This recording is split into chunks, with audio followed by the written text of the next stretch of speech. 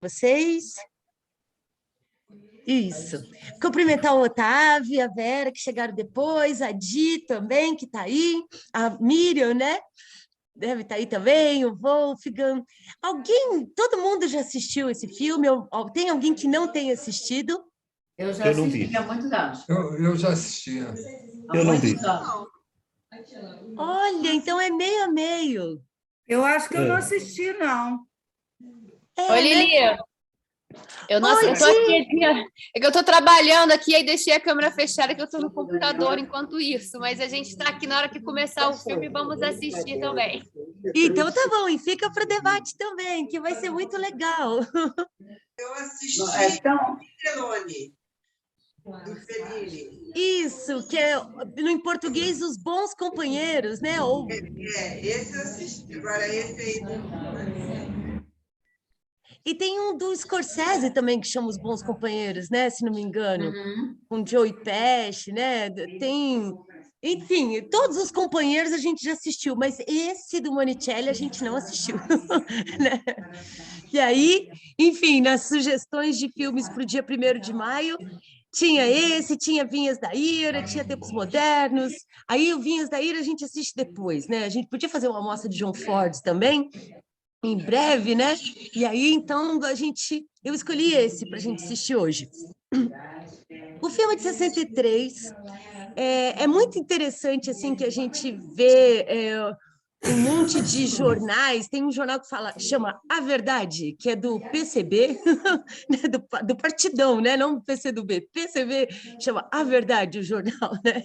E aí faz a crítica do filme, porque para a gente aqui do Cineclube, né? Que a maioria, enfim, do pessoal, enfim, é intelectual, intelectualizado, não deixa de ser meio que um sonho nosso, né? Dessa coisa do intelectual se dar bem com a classe trabalhadora, de operários, e, enfim, uma coisa assim, de tipo, vamos ajudar os operários a se organizarem, ou, sei lá, de tentar pensar que o intelectual pode ser um herói, né? Então, é esse romantismo, assim, né? Que no filme vai ser o nosso querido Mastroianni, né? O Ivan estava falando alguma coisa de Mastroianni hoje mais cedo aí também, né? E aí o filme ele tem a presença desse professor numa fábrica em que os trabalhadores trabalham 14 horas por dia, né?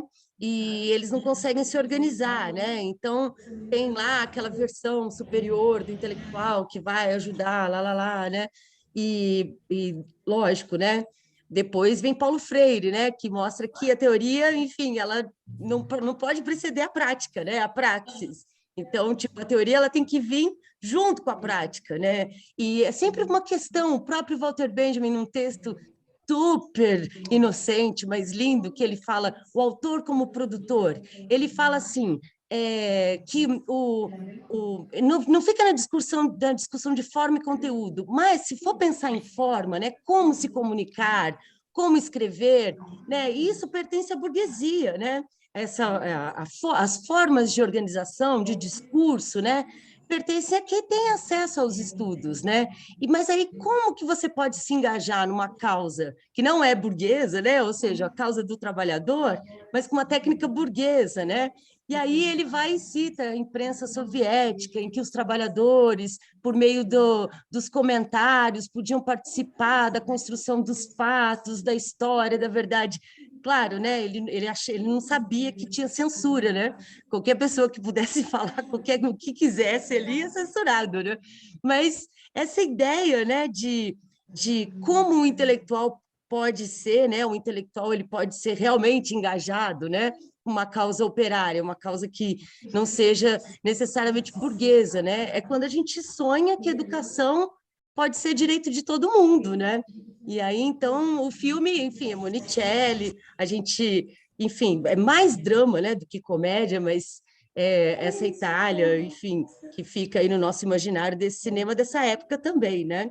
E é o Mastroianni, tem a Annie Girardot, né?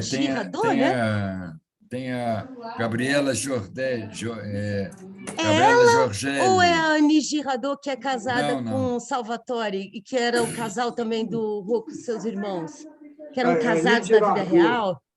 Não, foi a Aline Girardot. É ela, né? Aline Não, a atriz, Girardot. a atriz desse filme é a Gabriela Giorgelli. Ela tem 80 anos e estava no filme, ela tinha 22 anos. Ela concorreu ao Miss Itália e por causa de ter concorrido à Miss Itália, ela conseguiu vários filmes interessantes. Ela já participou de mais de 70 filmes e está viva ainda, faz 80 anos em julho. Oh, que legal! Legal. Ela também, ela é a segunda dos créditos, né? Isso. Legal. Alguém quer comentar alguma coisa do filme? Primeiro, cumprimentar o doutor Luiz, a Grácia, o doutor Jorge, a dona Ana, que chegaram, estou com saudade de vocês. Alguém quer comentar alguma coisa do filme antes da gente começar? Não é do filme, Lília, mas, de qualquer maneira, não é do filme, mas eu queria parabenizar Luiz Miranda. Eu me atrasei porque é justamente isso, gostei tanto, estou gostando tanto, porque eu não concluí ainda, da fala dele, e me atrasei aqui, meu Deus, olhando... Mas, enfim, estou encantada. Nossa, parabéns para você, Lília. E parabéns para todo o evento. Mas eu vou terminar ainda. Assim que terminar aqui, vou concluir lá, porque gostei demais. Estou gostando demais. Que maravilha! Que legal! Tá vendo? O pessoal da Bahia está com a gente também, lá na Casa de Petrópolis. Eu acho que primeiro, antes da gente ir para Cataguás, é trazer a galera toda para cá, né? Trazer todo mundo aqui para Petrópolis. Aí a gente vai e faz um evento presencial na casa, né? Que legal! E o bom que ficou gravado, né?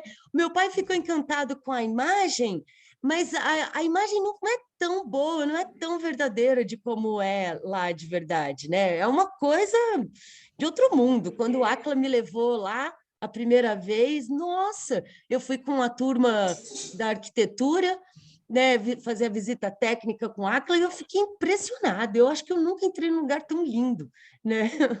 Como a Casa de Petrópolis. A Silvia também entrou agora.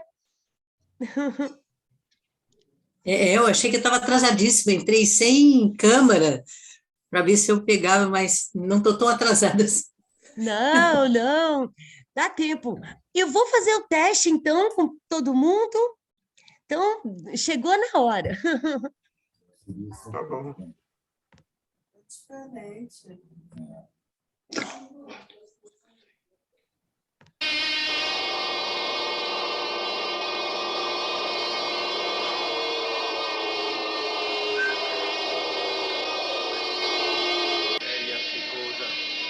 Coletta per il mondino.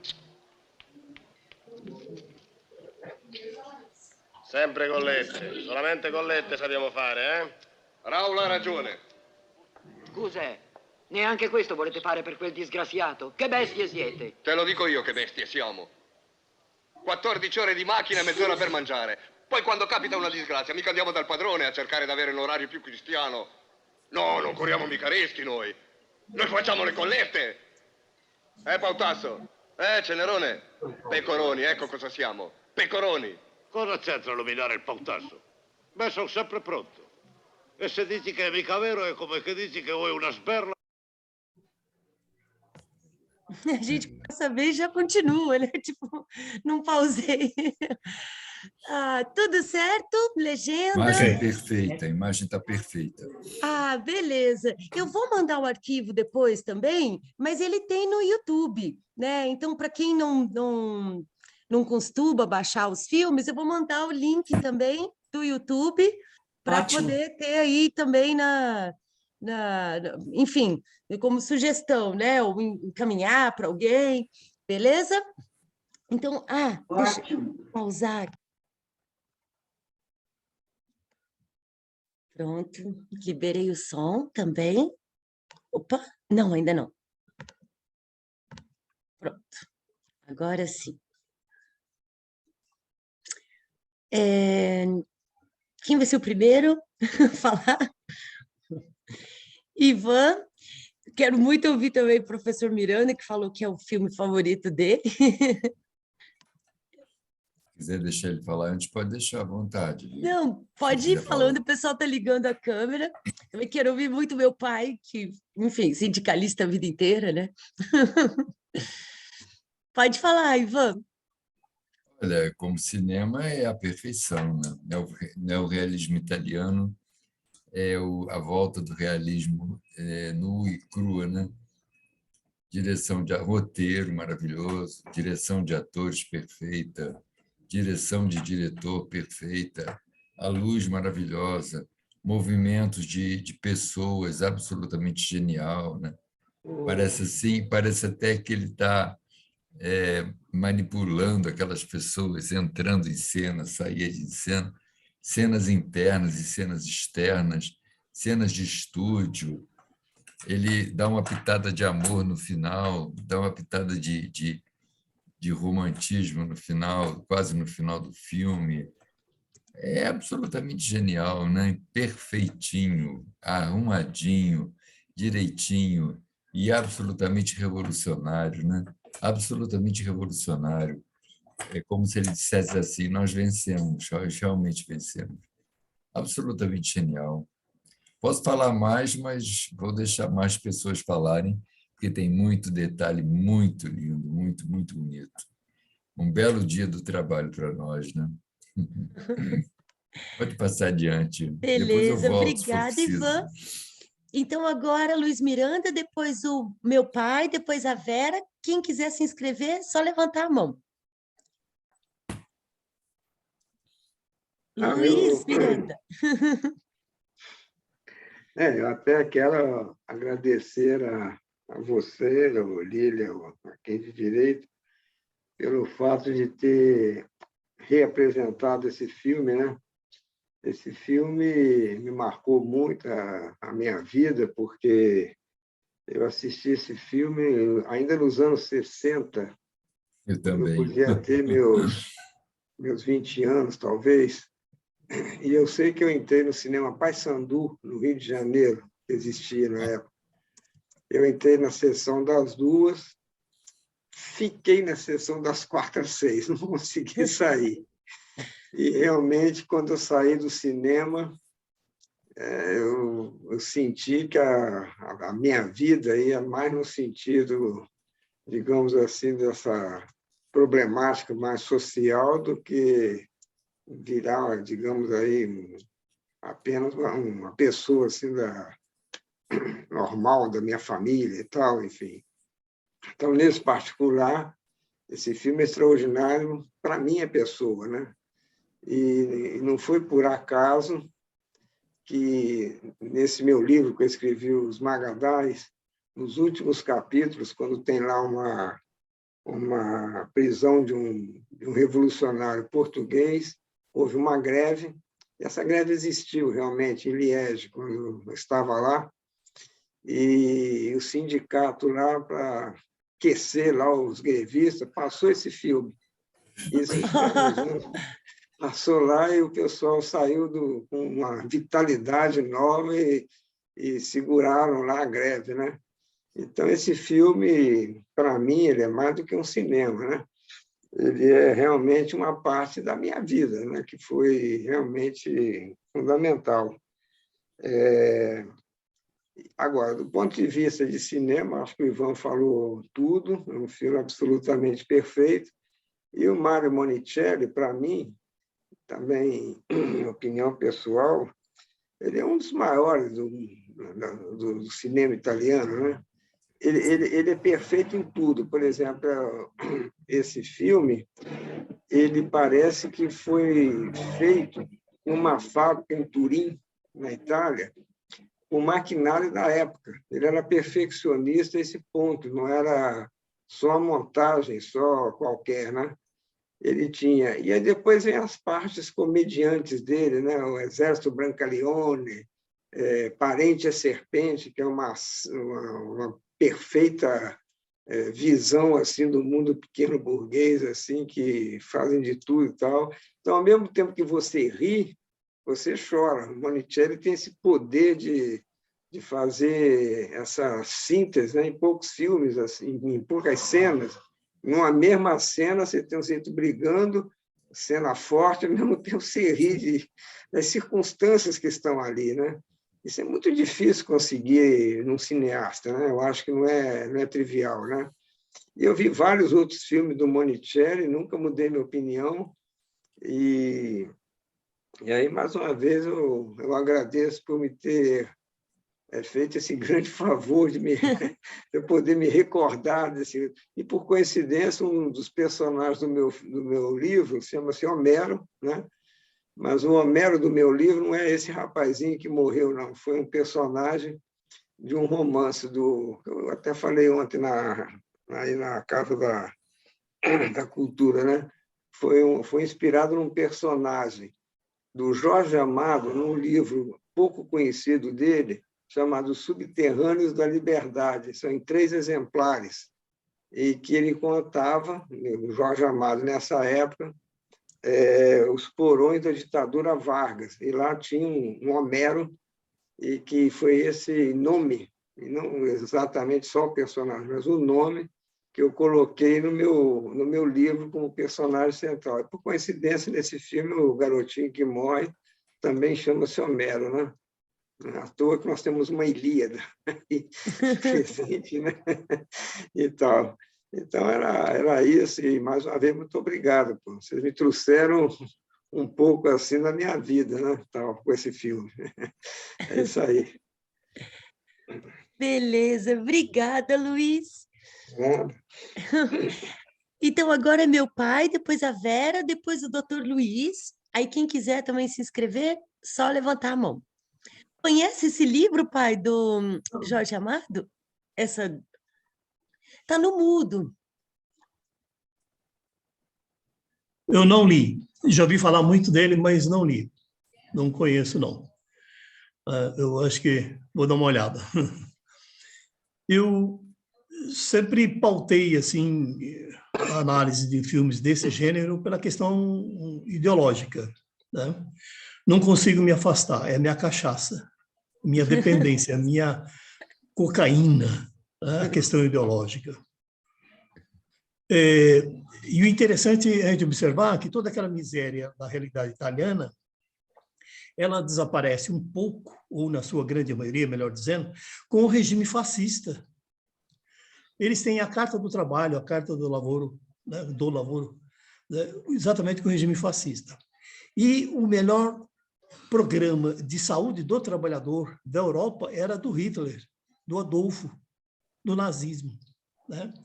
O que representa isso? Isso representa, quer dizer, uma virada da questão do capital que sai da mão do empresário, do indivíduo, e passa para o Estado administrando as questões sociais e as questões do trabalho.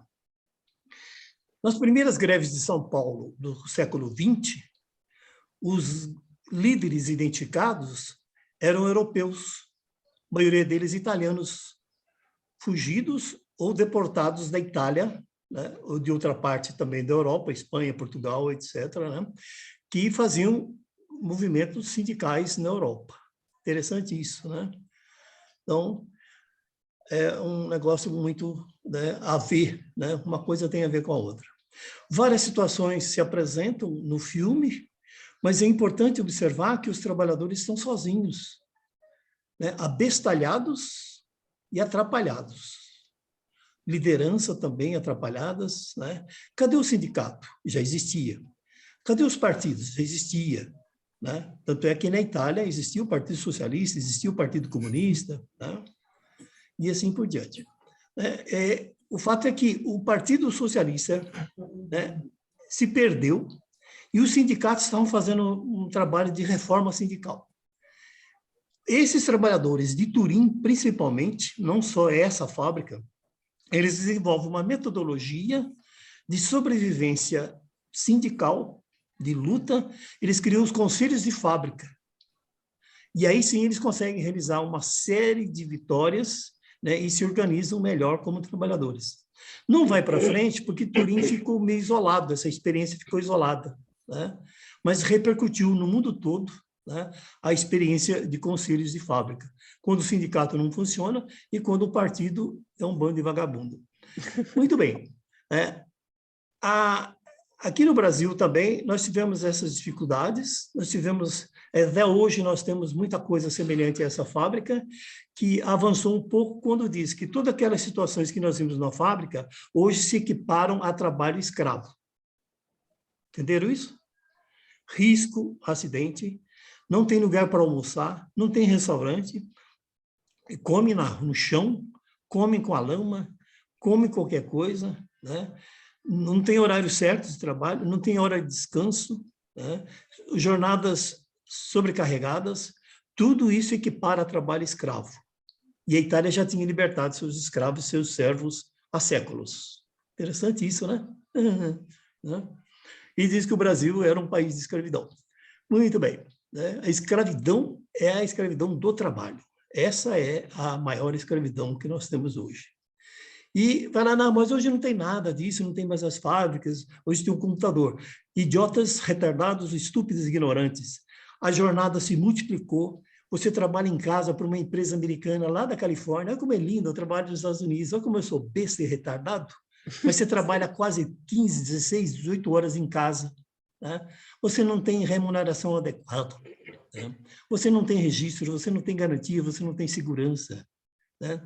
Você não tem previdência. E os trabalhadores iniciaram, em vários momentos, situação de recolher dinheiro. Isso é mutualismo. Isso é a primeira experiência de previdência que acontece no mundo. É uma iniciativa do trabalhador. O filme Ver-te-ei no Inferno mostra isso muito bem, uma experiência de trabalho numa mina do estado de Massachusetts, parece nos Estados Unidos, né? Que é muito interessante e muito rico nessa experiência de mutualismo. As primeiras previdências organizadas por trabalhadores. Depois a previdência tem a característica de previdência social. Tá? Bem, tem mais coisinhas aí. A questão da negociação sindical. Quando aquele grupo comparece diante do engenheiro-chefe, percebam o temor que eles têm? Hoje não existe mais isso. O trabalhador não tem mais medo de patrão, não. O trabalhador empeita. Por quê? Porque ele vai de forma organizada. Se não for de forma organizada, fica em casa, né? Ou vai trabalhar e aguenta, né? Vai para o tronco, aguenta a chibatada. Né? Enquanto não se organizar, não peita, não enfrenta, só não dá a zebra. Voltar depois de uma greve derrotados é a pior coisa que existe. Né? Não dá. Por quê? Faltou organização. Essa categoria é inorganizada, não é desorganizada. O termo correto é inorganização. Quer dizer, ainda não avançou para a questão de organizar-se, que é diferente de desorganização ou desorganizada, né? Que já existe modalidade de organização, mas não avança, só retrocede. Isso é desorganização. Muito bem. Outros elementos aí. Bom, falei, né? Um aspecto interessante. Uma categoria, os tecelões, né? Esses trabalhadores de indústria têxtil, extremamente machistas. Isso é um atraso. Até hoje existe isso entre todos os trabalhadores. Um bando de machistas, um bando de retardados. Né? Enquanto não descobrirem isso, que eles são machistas, né? Eles não vão avançar e não vão criar um Estado proletário. O Estado do trabalhador. Vão continuar sendo meros empregados. O que mais? A greve geral passa a ser, então, a solução. Uma categoria fazendo greve não vai dar certo, né? Porque exatamente usa essa jogada. Vai buscar trabalhador em outro lugar para trabalhar na fábrica que está em greve. A lei brasileira proíbe isso, né? Mas sempre há maneiras de furar essas restrições da lei. A greve geral é o que mais o capitalista teme. Né? Por que eu estou falando capitalista? Porque vocês viram que até o exército, a polícia, né, é um aparelho de Estado, um aparelho repressivo de Estado para proteger a propriedade do capitalista. Quer dizer, nós temos aparelhos repressivos e aparelhos ideológicos. Né? Os aparelhos repressivos são as cadeias, os tribunais, a polícia, o exército. Né? Para que eles servem? Para proteger o Brasil. Seu idiota! Né? Esses caras beijam a cultura dos Estados Unidos. né? Beija a bandeira do estrangeiro, lambe bota de americano e para proteger o Brasil. Muito bem. E existem os aparelhos ideológicos, né? Que é a cultura, o cinema, né? A literatura, o teatro, o cinema, todos eles também realizando trabalhos para manter uma ideia de submissão e de acatamento do capitalista. Da questão da propriedade privada, respeito à propriedade privada, né?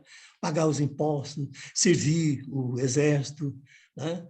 E assim por diante. Proteger a pátria. Ah, como são lindas essas coisas. Eu fico arrepiado, né? De falar essas coisas. O que mais? Né? Um presidente que enfrentou uma situação assim foi Fernando Henrique, quando houve uma greve geral das categorias mais importantes do Brasil, os petroleiros, os químicos, os ferroviários. Coincidentemente, eles entraram em greve na mesma época, no mesmo período. Quase envolve também os PRF, que já estavam, né, saturados de tanto trabalhar nas rodovias, mas nós vamos entrar em greve também, né? Então, quer dizer, foi um momento de loucura, né? Apenas três categorias, mas funcionou como se fosse greve geral. Todas as outras categorias apoiaram. Faltou uma liderança de peso, né, exatamente para chamar o restante, né, de greve geral. Greve geral é exatamente isso, quando existem várias categorias, não necessariamente afins, né, realizando a sua greve e depois chegam num acordo, né, e negociam. Desculpa se eu me excedi. Não, mas não, esse filme... foi, nossa,